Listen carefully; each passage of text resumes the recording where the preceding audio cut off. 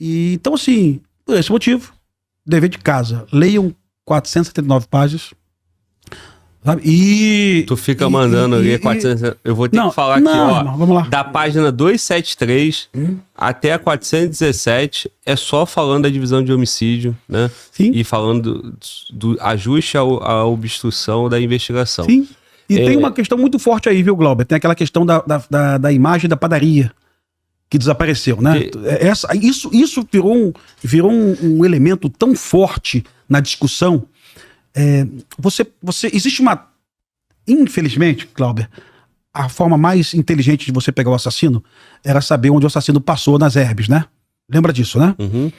Então, o bandido saía de casa, onde Anderson Marielli foi assassinado, qual o celular que estava ali, depois vamos checar nas herbes se esse mesmo celular estava em outro local, né? E assim vai. Mas os bandidos descobriram isso há anos, culpa das emissoras de TV que foram contando como era. A própria polícia contribuiu para isso, viu, Glauber? Muitos policiais deram entrevista falando sobre isso. Resultado, os assassinos hoje desligam o celular na fase de preparação ao assassinato e também na fase de execução. Então, achar o assassino por celular é cada vez mais difícil no Brasil. Mas, lá na morte de Patrícia Scioli, da juíza, a DH implementou algo muito interessante. Uma parede que é um mosaico de fotos. Você vai pegando fragmentos de fotos até mesmo de ônibus, tá? O ônibus passa na rua e tem aquelas imagens internas do ônibus. Padaria, açougue, condomínio, banco. Quem tem câmera, tu vai buscando. Câmeras estatais, da prefeitura. Aí você vai montando um mosaico. E isso funcionou para identificar os assassinos da juíza em São Gonçalo e Niterói. Isso foi usado também para identificar o assassino do Fernando Inácio, em 2020, que foi metralhado na saída do helicóptero, né? Na Barra da Tijuca. Isso foi usado para tentar esclarecer o assassino de Anderson Marielli. Centenas de fotos, uma equipe da delegacia sai, viu, o Glauber? Agora deixa eu deixar claro para você, viu, Glauber? Quem sai não é o homem de confiança do delegado, não é aquele penca dele. Na delegacia tem 200 inspetores, 200. É quem tá no plantão. Fulano, passa da rua tal, e vai... É chato mesmo, é bater de porta em porta. Muitos síndicos não dão as imagens. Cara, só te dou a imagem depois que eu tiver determinação de autoridade judicial, viu? Muitos síndicos se negam, viu? Outros ajudam. Esfranqueiam as imagens. E nessa busca dessas imagens, não é lançado num HD umas imagens, acho que de uma padaria, viu? 2 inspetores tinham feito a retirada da imagem numa ferramenta que era incompatível com o computador. Podia fazer uma adaptação, mas por preguiça, por sei lá o quê. Tá? Essas imagens, Glauber, elas não eram assim necessárias, fundamentais para o inquérito.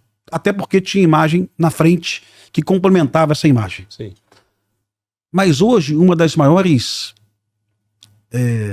denúncias contra a DH, inclusive essas imagens desapareceram, né? As imagens estavam no HD da DH o tempo todo. Nunca desapareceram.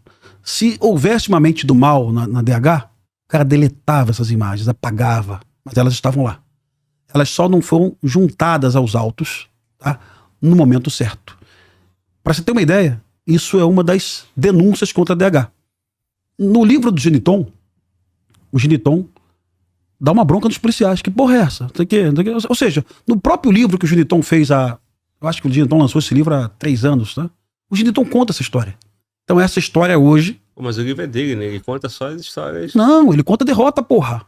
Ele conta a derrota. Ele conta que as imagens não foram juntadas, porra. Né? Ou seja, isso hoje, o que ele conta no livro dele, é uma coisa usada contra ele no relatório. Contra ele e contra o Rivaldo, que não participou da investigação. Perfeito? Então, eu tô te contando isso porque as pessoas não conhecem essa história. As pessoas não conhecem. As pessoas não sabem que uma equipe da DH foi em Minas Gerais para achar um carro, uma cidade lá em São... Acho que foi Ubá. Né? Um carro que não tinha nada a ver com crime. Que a emissora de televisão ficou dizendo, olha, o carro tá lá, né? Só nessa diligência foram 5 dias que você perde uma equipe para checar um carro que não tem nada a ver com crime, sabe? Então essas cobranças, elas são necessárias pela mídia e tal, mas ao mesmo tempo elas desfocam o caminho, o horizonte da autoridade policial, viu? Não, por isso que eu fiz a ressalva que não é a Polícia Civil, né? São 6 anos agora, né? Em 6 anos tem muito trabalho de muita gente. O que está em questão é somente a figura do Rivaldo, né? E se ele fazia parte do núcleo policial a mando do Brazão. Então, assim, você tem motivos, né, de convencimento que o Rivaldo pode não estar envolvido aí. Só que se você tira o Rivaldo disso aí, tem todo um trabalho por trás. Né? Então, e o Brazão? O que você pensa sobre o envolvimento do Brazão? Porque pouco nós falamos deles. Não tem elementos, cara. Eu conheço o histórico de Brazão tão ruim, tão abominável, que eu desprezo tanto, sabe? Eu não vou falar inclusive, que eu odeio, você faz porque não é mais... questionamento sobre o fato de 2011 lá, o Lewandowski ter, como no ministro da STF, ter dado uma decisão favorável para ele. Ele retornou à Assembleia Legislativa depois de ter o mandato cassado. Sabe, pelo Lewandowski. Agora, eu não falo de Brazão porque quem mora no Rio de Janeiro, sabe, quem conhece o MDB do Rio de Janeiro, que você falou aí de Pisciani, de Paulo Melo, de Sérgio Cabral, de Pezão, quem conhece o que foi feito no Rio de Janeiro nesse assalto ao Estado que nós tivemos nos últimos anos, né? Promovido pelo MDB do Rio de Janeiro, com a participação de alguns deputados do próprio PT na Alerj, viu? Que davam cobertura ao MDB. Né? Quem conhece o nome de Brazão sabe que Brazão estava em todos esses episódios, tá? E se tornou conselheiro do Tribunal de Contas do Estado com voto, inclusive, do PT na Assembleia Legislativa, viu? Foi nomeado pelo Pezão, mas com os votos do PT também na Alerj. Eu ressalto o tempo todo isso. Mas, camarada... vamos lá, uma coisa que eu falo uma coisa do Brazão aqui, da minha vida como policial militar. Em algum momento, os carros que tinham adesivo do Brazão na Zona Oeste não eram parados em blitz da polícia, sabe? Era um sinal para você passar na blitz da polícia sem ser parado. O Brazão, em algum momento, ele tinha conexões nos batalhões da PM da Zona Oeste, 18º, sabe? E, repito, investigado na máfia dos combustíveis. Não só adesivos de Brazão, né? Adesivos de bexiga. Sim. Né? Sim. Então, então, se você falar pra mim, agora, deixa eu te falar aqui, não conheço o Brazão pessoalmente, não consigo acreditar no fato do Brazão conversar com Lessa, não é a dinâmica da encomenda da pistolagem, perfeito? E você também concorda comigo nisso, não é a dinâmica. O Brazão era cercado de muitos policiais militares e civis que eram seus assessores, seus conhecidos, seus pencas, né? O cara jamais ia conectar com um pistoleiro, viu? Mas isso é uma presunção minha. O Rio de Janeiro é tão incrível que pode ter acontecido, viu? Mas não é a dinâmica. A dinâmica é subcontratar o subcontratador, né? Essa é a dinâmica. Essa é a dinâmica da história das pistolagens do Rio de Janeiro. Por que é tão difícil chegar no mandante? Tá? Inclusive, eventualmente morre alguém no Rio de Janeiro que a gente desconfia que seja o elo de ligação do pistoleiro comandante. Tá? Aí torna a dificuldade dos homicídios não elucidados, viu, Glauber?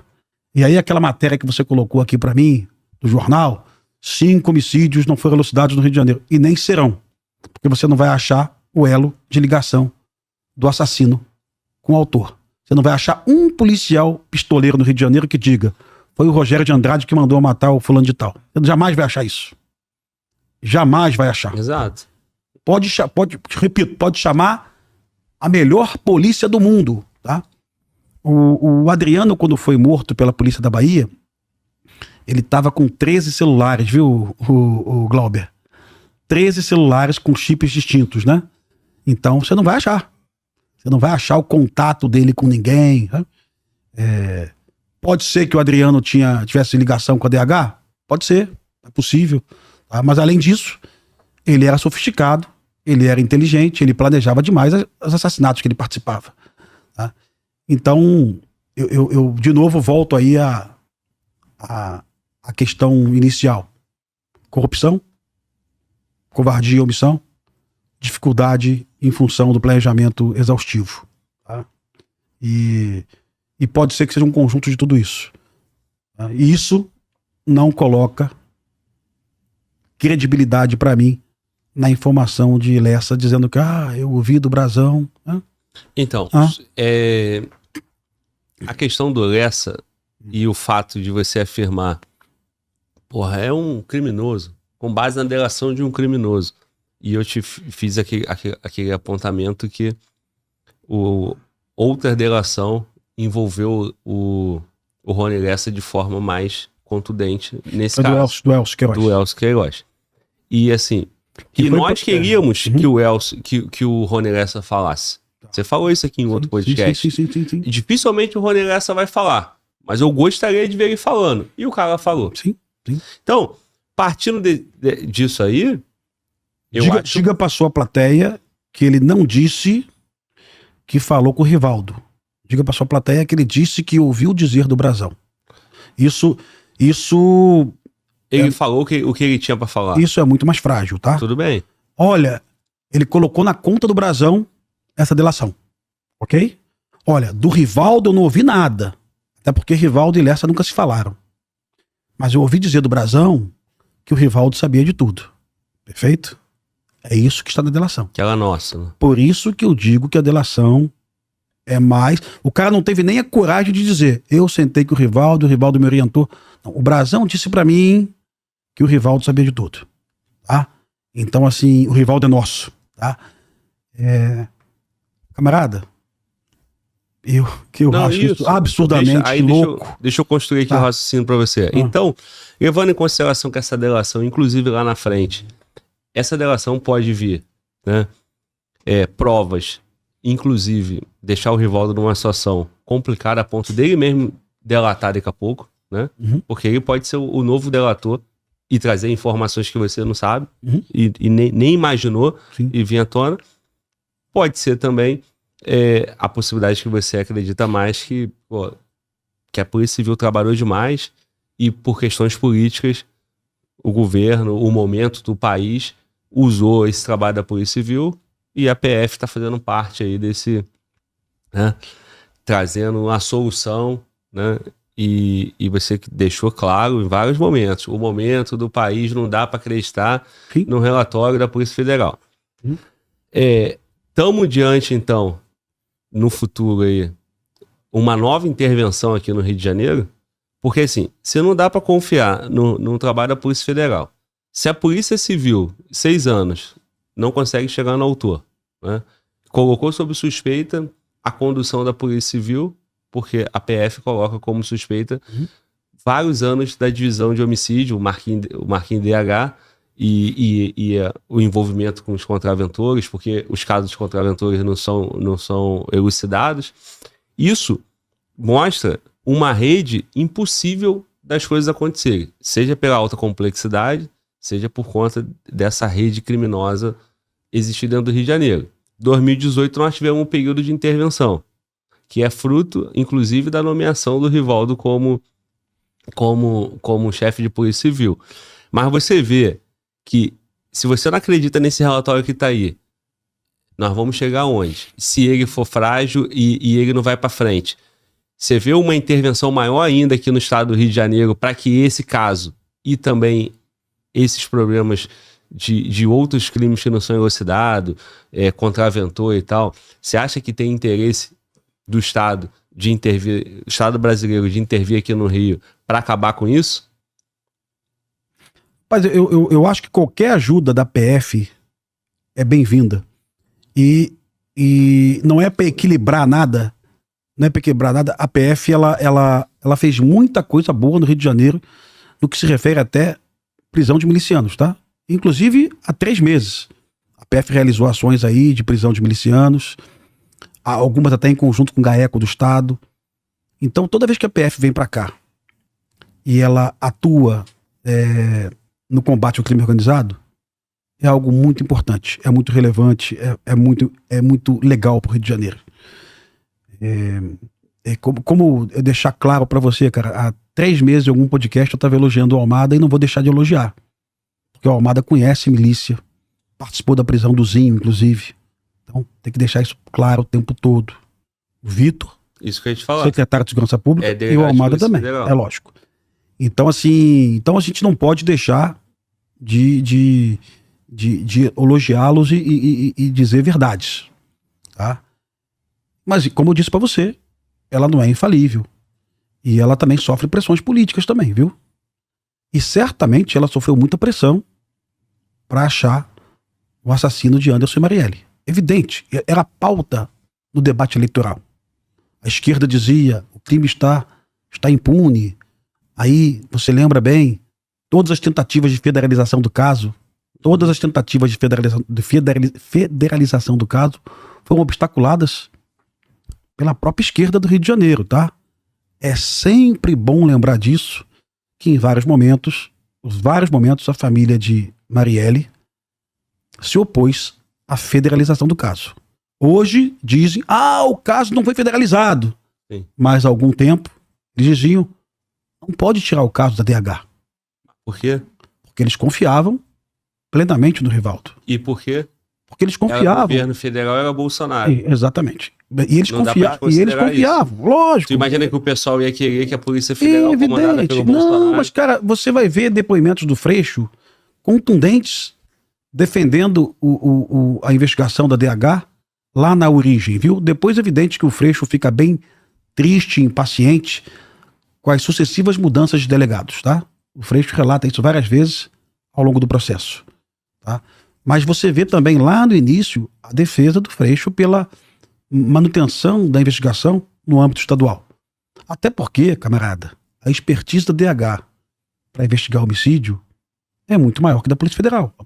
Não é a missão da Polícia Federal investigar homicídio. A Polícia Civil do Rio de Janeiro tinha mais condições, pelo menos técnicas, viu, Glauber? Não tô falando políticas, tá? Tô falando técnicas, tá? E então, assim, eu acho que as pessoas esquecem desses detalhes. Esquecem desses detalhes o tempo todo. Olha, tinha que federalizar. Se fosse a PF no caso, o caso já estava resolvido. Se fosse a PF no caso, desde o início, quem estava preso hoje era o vereador Siciliano. Porque essa era a linha da PF lá no início. Tá? Então, Siciliano é de qual partido? eu não lembro o partido dele, não. PT, porra. É? Não. É o vereador. Vereador, deputado Siciliano, que é do PT. Se fosse a linha de investigação Vou ver aqui. desde o início da PF, tá? Seria o Siciliano preso hoje. Então, assim, tudo tem que ser feito com cautela e conhecimento, sabe? E respirando fundo, sabe? E respirando fundo. Porque as coisas que eu ouvi nas últimas semanas, nos últimos meses, foram interessantíssimas. Alguém dizia assim, a Polícia Civil do Rio de Janeiro não fez nada em 6 anos. A PF achou o autor do crime em 1 ano e meio. Ô, cara pálida, quem prendeu o autor do crime foi a Polícia Civil, porra. Sabe? Tenha isso em mente, porra. Tenha isso em mente, que quem prendeu o autor foi a Polícia Civil do Rio de Janeiro. E com esse argumento, eu derrubo quase tudo, viu? O partido é PHS. Só PH, pra perfeito. ficar a informação. Perfeito. PHS. Perfeito. Cara, tá bom. E aí, cara? Vai pra onde isso? E daí, cara, eu acho. Se a tendência é a Polícia Federal tá forte e ter a opinião pública, cara, a PF vai conduzir isso aí até o final. Sim. Outro ponto. E se vai a PF conduzir isso até o final, ela já levantou um monte de suspeita aqui sobre a DH. Sim. Tu vê que isso aí vai se avançar, porque esse é um caso de Estado, é um caso de Polícia Civil. A Polícia Civil que tinha que estar resolvendo.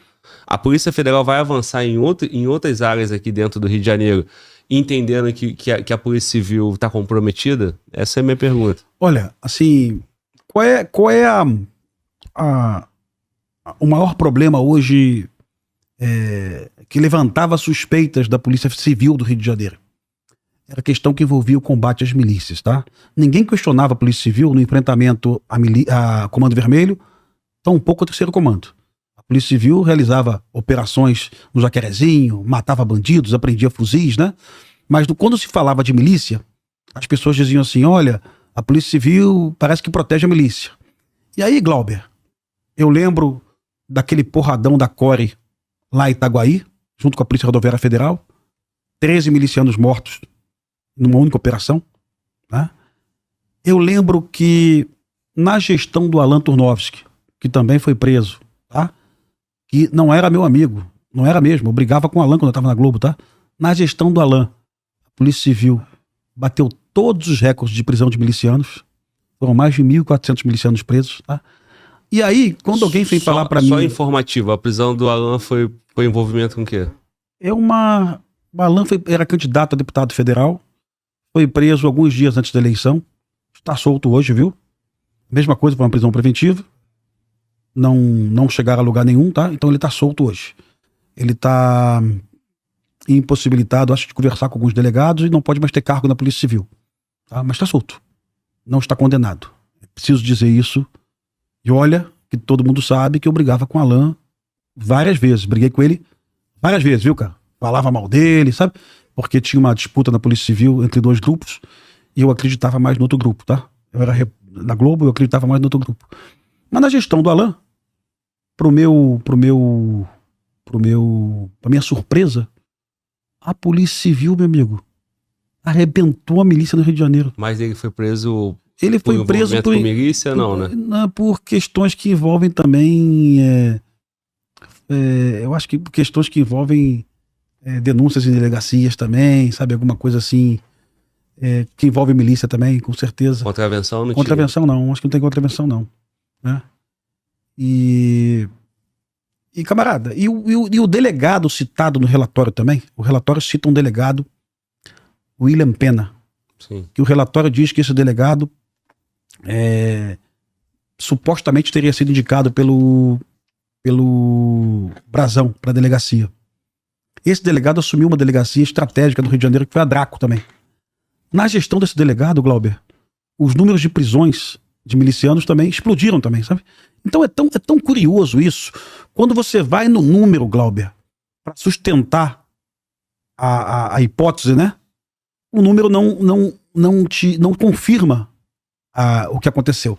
Sabe? Você coloca um delegado para proteger a milícia e esse delegado prende mais milicianos, sabe?